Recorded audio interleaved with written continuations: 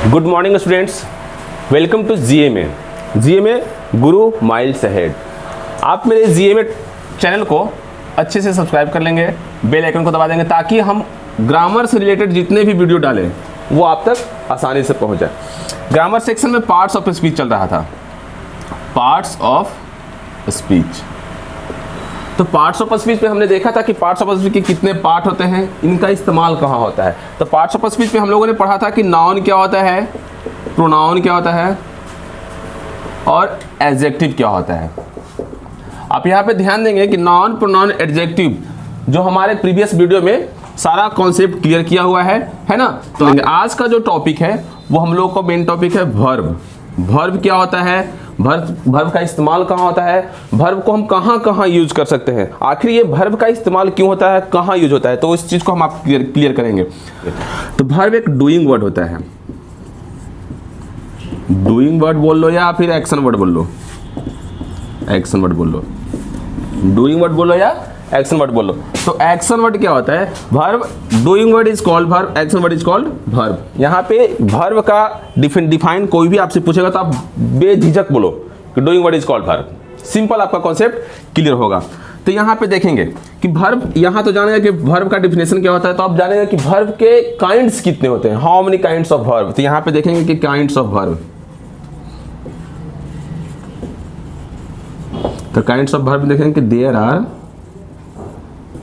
Are two kinds of verb. अब कौन कौन होते हैं भाई, यहां देखेंगे कि पहला क्या होता है कि ट्रांजिटिव वर्ब, और दूसरा क्या होता है इंट्रांजिटिव वर्ब। ट्रांजिटिव वर्ब क्या होता है कि ट्रांजिटिव वर्ब सकर्मक क्रिया होता है और इंट्रांजिटिव वर्ब अकर्मक क्रिया होता है। सकर्मक क्रिया और अकर्मक क्रिया यहाँ देखेंगे, हम लोग ध्यान देंगे, सारे बच्चे यहाँ ध्यान देंगे कि अब ट्रांजिटिव वर्ब का हमको डिफाइन जानना है। तो भाई ट्रांजिटिव वर्ब क्या होता है, तो यहाँ ट्रांजिटिव वर्ब ध्यान देंगे कि the verb which requires an object. मतलब वैसा वर्ब जो एक ऑब्जेक्ट को अपने साथ लेता हो, वैसा वर्ब जो एक ऑब्जेक्ट को अपने साथ लेता हो उसको हम लोग क्या बोलते हैं, तो ट्रांजिटिव वर्ब बोलते हैं। एग्जांपल देख लीजिए कि the man killed a snake, the man killed a snake. तो यहाँ पे देखेंगे कि the man killed a snake, आदमी ने एक सांप को मारा। आदमी अगर यहाँ पे रहता कि आदमी ने मारा तो किसे मारा, क्या मारा, कुछ पता नहीं चलता। अब एक बात और आपको ध्यान रखना है कि ऑब्जेक्ट और अदर वर्ड में बहुत समानता होती है, बहुत सारा डिफरेंस होता है। ऑब्जेक्ट अलग होता है, अदर वर्ड अलग होता है। The man killed a snake, तो अ स्नैक क्या हो गया, यहाँ पे आपका ऑब्जेक्ट हो गया। तो यानी कि ये ट्रांजिटिव वर्ब हुआ, ये क्या हो गया, ट्रांजिटिव वर्ब हो गया। अब यहाँ पे देखेंगे कि इंट्रांजिटिव वर्ब क्या होता है।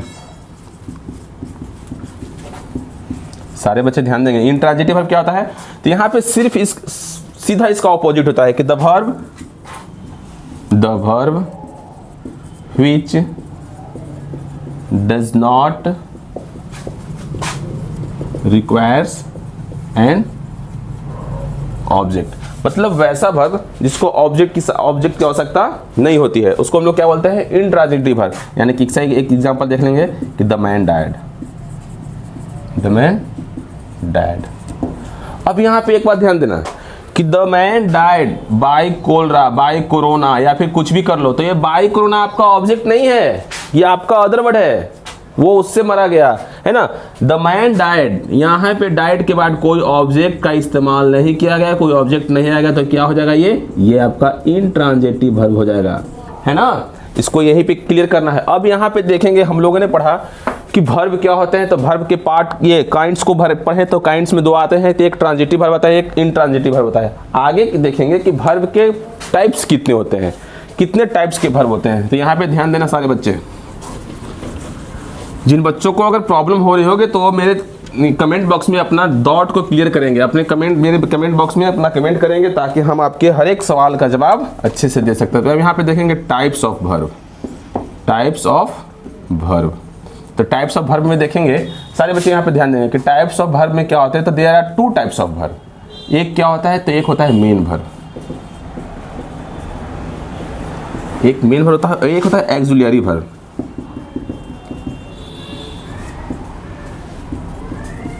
Auxiliary verb, types of verb, वहाँ हम लोग ने काइंड्स ऑफ वर्ब पढ़ा, यहाँ हम लोग पढ़ेंगे कि टाइप्स ऑफ वर्ब। तो टाइप्स ऑफ वर्ब में दो प्रकार के यहाँ भी होते हैं, एक क्या होता है कि एक एक्सुलियरी वर्ब होता है, एक होता है मेन वर्ब। अब यहाँ पे देखेंगे कि क्या होता है, तो इनकी संख्या जो होती है इसके अंदर दो पार्ट आ जाते हैं। एक क्या हो जाता है कि एक हेल्पिंग वर्ब हो जाता है, एक होता है हेल्पिंग वर्ब, और इसका सेकेंड पार्ट होता है मोडल्स वर्ब। इनकी संख्या 24 होती है, ये ध्यान रखें। इनकी संख्या कितनी होती है? 24 होती है। इनकी संख्या सिर्फ 5 होती है, संख्या नहीं होती इनकी, मतलब प्रकार होते हैं, 5 पार्ट होते हैं इनके भी। जैसे इसमें क्या होता है कि V1 हो जाता है, V2 हो जाता है, V3 हो जाता है, V4 एंड V5 हो जाता है। ये सारे कॉन्सेप्ट आपको बारीकी से एक एक करके हम सारा कॉन्सेप्ट आपका क्लियर कर रहे हैं, थोड़ा सा ध्यान देंगे यहाँ यही आपको ध्यान देना है। तो हेल्पिंग वर्ब में क्या होता है, तो हेल्पिंग वर्ब में देख लो भाई कि हेल्पिंग वर्ब में is, am, are, was, were, has, have, had, do, does और डिड, ये सारे इनकी संख्या देख लो आप। इनकी संख्या 11 होगी, इनकी संख्या 11 होती है, इनकी संख्या 13 होती है, 11 और 13। तो इसमें देख लो कि is, am, are, was, were, has, have, had, do, does, did, ये हेल्पिंग वर्ब के रूप में आते हैं। मोडल्स वर्ब को देखेंगे तो यहाँ पे देखेंगे सारे बच्चे ध्यान देंगे, shall, should, will, would, can, could, may, might, need, dare, used to, ought to, और एक होता है मस्ट। ये देख लेंगे कि इनकी संख्या 13 होती है ना, और इनकी संख्या 11 होती है। अब यहाँ पे देख लेंगे पार्ट मेन वर्ब के पार्ट में, तो यहाँ पे कुछ होता नहीं है, यहाँ पे सिंपल आपका यूज होता है। ये यूज क्या होता है, तो ये वर्ब का यूज होता है कि वर्ब, सपोज अगर कोई एक वर्ब लिखते हैं हम, जैसे यहाँ पे लिखते हैं कि डू, तो डू V1 है, तो V1 जब डू है तो इसका क्या हो जाएगा, डू, डिड, डन, डूइंग और डज। तो ये V2 हो गया, ये आपका V3 हो गया, ये हो गया V4 और ये हो गया V5। तो ये वर्ब का ना, ये वर्ब का मेन पार्ट को चेंज करता है, वर्ब के पार्ट्स को चेंज करता है। अगर V1 में है तो उसको V2, V3, V4 ऐसे करके उसको चेंज करता है। तो इसका रूप जो चेंज होता है ना, इसी को हम लोग मेन वर्ब कहते हैं। अब मेन हम लोग को समझना यहाँ पे है, मेन समझना हम लोग को एक्सुलियरी वर्ब में है कि एक्सुलियरी वर्ब आखिर इस्तेमाल कहाँ होता है, कैसे होता है, क्या होता है। तो एक्सुलियरी वर्ब में देखेंगे, यहाँ थोड़ा सा ध्यान देंगे ज़्यादा आप लोग, है ना। एक्सुलियरी वर्ब में हम लोग देखेंगे कि अगर कोई भी सेंटेंस, टेंस में कोई भी इज, एम, आर, वाज, वर, इन पांचों का इस्तेमाल होगा टेंस में, फिर ध्यान देंगे अगर टेंस में इन पांचों का इस्तेमाल हो रहा हो तो उसके साथ हमेशा क्या लगेगा, तो V4 लगेगा। ये कसम खा लेनी है आपको कि अगर टेंस में हम लोगों को मुलाकात is, am, are, was, were से हुआ तो उसके साथ हमेशा क्या करेंगे, हम V4 का इस्तेमाल करेंगे।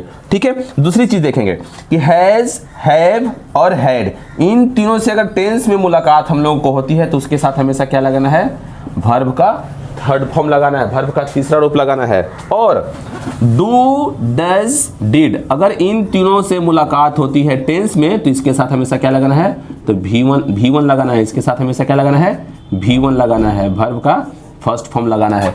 तो ये सारा कॉन्सेप्ट आपका क्लियर। अगर एक बात और ध्यान देंगे कि अगर आपका वर्ब का कॉन्सेप्ट क्लियर है तो ये जान लो कि आपके लिए टेंस, वॉइस और नरेशन, इन सारा का कॉन्सेप्ट आपके लिए बहुत ही इजी हो जाएगा। अगर आपका कौन क्लियर है, तो अगर आपका वर्ब क्लियर है, तो अगर आपका वर्ब का कॉन्सेप्ट क्लियर है, वर्ब का कॉन्सेप्ट सारा कुछ क्लियर है, तो आपके लिए टेंस आसान हो जाएगा, वॉइस आसान हो जाएगा और नरेशन आसान होगा। क्योंकि वर्ब का इस्तेमाल मेनली आपको इन 3 टॉपिक्स में ज़्यादा होते हैं। वर्ब का इस्तेमाल सबसे ज़्यादा इन 3 टॉपिक्स में ही किए जाते हैं। तो अब यहाँ पे एक्सुलियरी वर्ब में देखेंगे कि यहाँ ये मेरा कॉन्सेप्ट क्लियर हो गया, हेल्पिंग वर्ब का सारा कॉन्सेप्ट क्लियर हो। अब हम लोग मॉडल्स वर्ब में आएंगे। तो मॉडल्स वर्ब में देख लो कि shall, should, will, would, can, could, may, might, need, dare और यूज्ड टू और ऑट टू और एक होता है मस्ट, यानी कि इनकी संख्या 13 होती है। तो यहाँ देख लो कि मॉडल्स से मुलाकात अगर मॉडल्स वर्ब से मुलाकात हमको किसी भी सेंटेंस में हो तो उसके साथ हमें ये कसम खा लेनी है कि हमेशा क्या लगाना है, तो वर्ब का पहला रूप लगाना है, हमेशा वर्ब का पहला। हम ये नहीं कह रहे हैं अगर सेल है, सेल मेरा मॉडल्स वर्ब है, तो अगर सेल के साथ हैव होगा तो कभी भी भूलकर V1 नहीं लगाएंगे। वहां पे सेल के साथ डबल हेल्पिंग वर्ब हो जा रहे हैं, सेल भी हो जा रहा है और हैव भी हो जा रहा है, यहां से एक्जुअली वर्ब भी आ जा रहा है। तो नहीं, अगर शुड होगा, सिर्फ एक शुड होगा तो शुड के साथ हमेशा क्या लगेगा, वर्ब का पहला रूप लगेगा। कैन होगा तो वर्ब का पहला रूप लगेगा। सेल अगर अकेले में होगा तो वर्ब का पहला रूप होगा। ठीक है, ये सारा, ये जितने भी मॉडल्स हैं, मॉडल से अगर मुलाकात हो तो आपको हमेशा याद रखना है कि हमेशा इसके साथ V1 ही लगेगा। जैसे एक एग्जांपल दे रहे हैं, देख लो आप लोग। मैं पढ़ सकता हूं, तो मैं पढ़ सकता हूं यानी कि आई कैन रीड, सिंपल है। तो मैं पढ़ सकता हूं तो आई कैन रीड, यानी कि रीड जो है वो मेरा क्या है, वर्ब का पहला रूप है। यानी कि हम कैन का भी एग्जांपल दे रहे हैं आपको। अगर यहां पे रहेगा कि मैं पढ़ सकता था, थोड़ा यहां देख लो, अगर यहां पे रहेगा कि मैं पढ़ सकता था, अगर यहां पे रहेगा कि मैं पढ़ सकता था, तो हम कैन को कुड करेंगे ना कि इसको हम चेंज करेंगे। देख लो, आई कुड रीड, रीड मेरा V1 वहां था, यहां भी मेरा V1 है। हम क्या बताए आपको कि अगर मॉडल से मुलाकात हो या फिर प्रेजेंट में सेंटेंस हो या पास्ट में सेंटेंस हो तो हम इन लोगों का चेंज करेंगे, ना कि हम इसको चेंज करेंगे। ठीक है, वही चीज हम आपको क्लियर किए कि यहाँ पे आई कैन रीड, रीड था यानी कि रीड मेरा V1 यहाँ था, तो यहाँ भी मेरा V1 ही है। ऐसा नहीं है कि यहाँ प्रेजेंट में ये वाक्य है तो हम यहाँ पे V1 लगाए हैं और यहाँ पे पास्ट में वाक्य हो गया तो हम इसको चेंज कर देंगे। नहीं, मेन वर्ब को हमको कभी भी चेंज नहीं करनी है, मेन वर्ब जैसा है वैसा ही रहेगा। हमको मॉडल्स को चेंज करना है। जैसे यहाँ पे कैन था, जो प्रेजेंट में था तो कैन लगाए, पास्ट में हो गया तो हम कुड कर दिए। ये सारा कॉन्सेप्ट आपका क्लियर हुआ। अगर किन्हीं बच्चों को प्रॉब्लम होगी तो हमारे कमेंट सेक्शन में कमेंट कर सकते हैं, हमारे चैनल को सब्सक्राइब कर सकते हैं, बेल आइकन आप दबा लेंगे इसलिए क्योंकि जब भी हम कभी नया वीडियो इस तरह की डालें तो आपके तक वो वीडियो बहुत ही आसानी से पहुंच जाए, क्योंकि हम प्रतिदिन कुछ न कुछ नया वीडियो ट्रिकी मेथड से वीडियो डालते हैं। हर एक ग्रामर का, हर एक टॉपिक का नया वीडियो डालते हैं। इस चीज को आप ध्यान रखेंगे। धन्यवाद।